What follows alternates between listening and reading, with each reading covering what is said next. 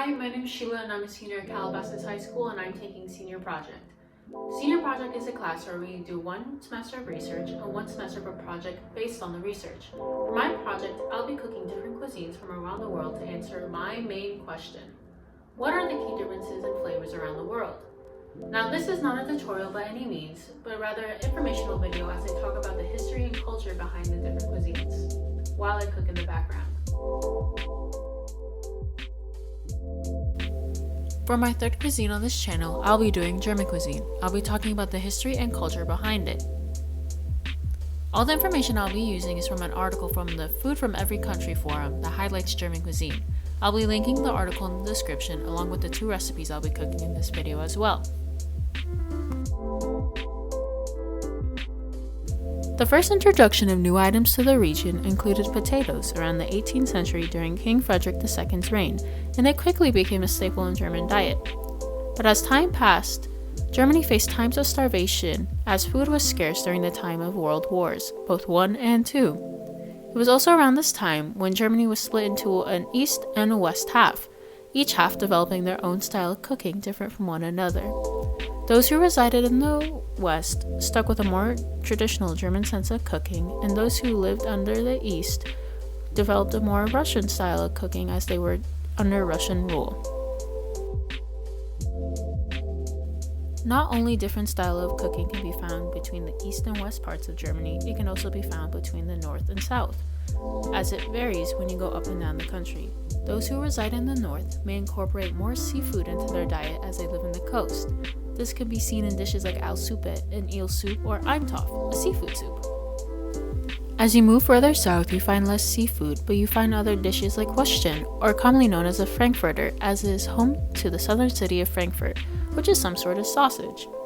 Some side dishes include Spatzle, which is similar to one of the dishes I'm making, but the difference is Spatzle is made with potatoes, and that's commonly found in the south, which is similar to a dish found in the north called Kodel. Both are rich potato dumplings.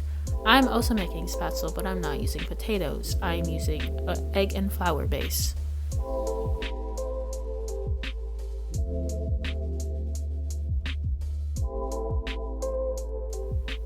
The German diet can be split into 3 components: meat, bread, and potatoes.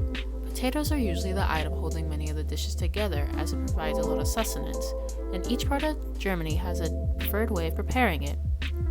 Bread is also served with most meals. Common breads found on the dinner tables include rye, pumpernickel, and sourdough. As for protein, pork can be found in a lot of their recipes found in different forms. In fact, I'm cooking pork for one of the dishes you see me making.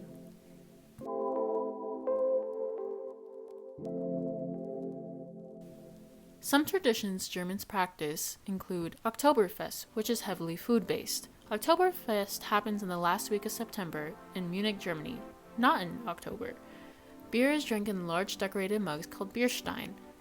Then another food tradition is that they make honey cakes during the Christmas season called Lebkuchen. I apologize if I pronounced that incorrectly. They're decorated like tiny bells or angels. They also enjoy Spingerle cookies, marzipan candies, and Stollen, a coffee cake with candied fruits inside, around this time. They also drink Glühwein, which is a mulled wine, and Apfelschorle. I butchered that entirely, but it's a sparkling fruit juice for those who can't drink wine. For the 2 dishes I've been making behind us this entire time, I've been making Schweineschnitzel and Spatzle.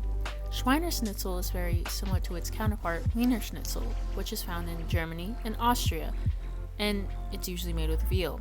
But German schnitzel, or Schweineschnitzel, like I previously mentioned, is made with pork, which is what I'll be using. I'll be taking a pork chop and thinly beating it, and which I will then cover with flour, egg, and then breadcrumbs and fry it.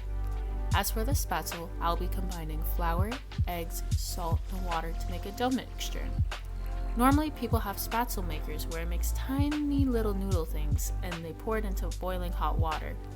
Unfortunately, I did not have that, so I used a plastic bag and I just piped them into the boiling water. Then afterwards, I cooked them in a frying pan with salt and other seasonings to give it more flavor.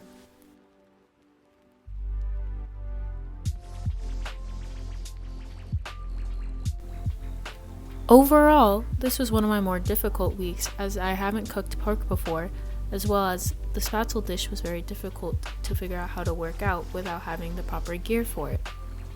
Although it was a fun experience, I wouldn't say I would make these dishes again. But it was a fun way to learn more about German cuisine.